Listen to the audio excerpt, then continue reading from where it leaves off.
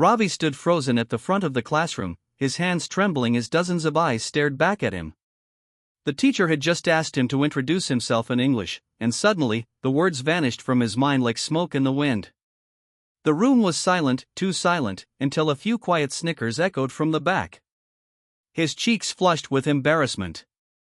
He mumbled something inaudible and sat down quickly, heart pounding in his chest. It wasn't that Ravi didn't want to speak English, it was that he couldn't.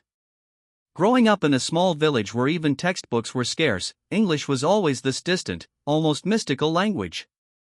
And yet, he had dared to dream. He wanted to study in the city, to work at a multinational company, to sit in those big glass buildings he saw on TV where people wore suits and spoke fluently, confidently, in perfect English. But moments like these made him question everything. After class, Ravi walked back to his small hostel room. He looked at the crumpled dictionary he had bought from a second-hand stall, its pages worn and marked with his messy handwriting. He opened it and stared at the words he had underlined the night before. Believe. Courage. Change. His phone buzzed. It was a message from his father. Don't forget why you started, Beta. Every big tree was once a tiny seed. That night, Ravi made a decision. He wouldn't let shame write his story.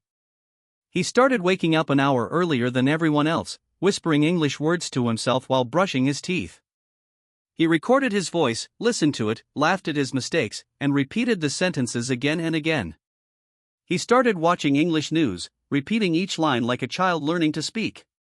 He read newspapers out loud even if he didn't understand everything. He would look up each unknown word and write its meaning, creating his own mini dictionary. Days turned into weeks. Weeks into months.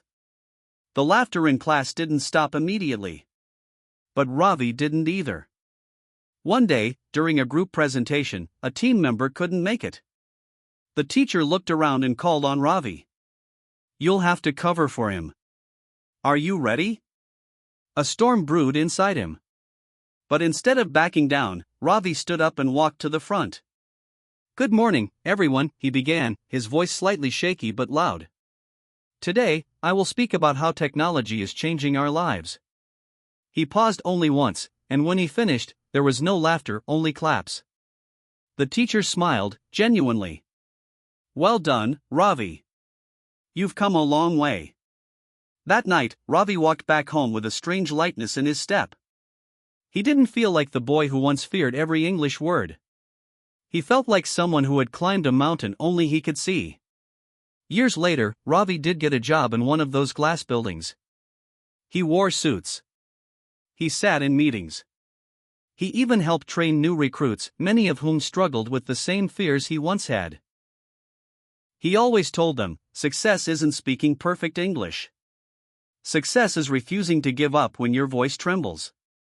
Because Ravi had learned something most people forget, success is not about being better than others. It's about being better than who you were yesterday. And that is the true meaning of success.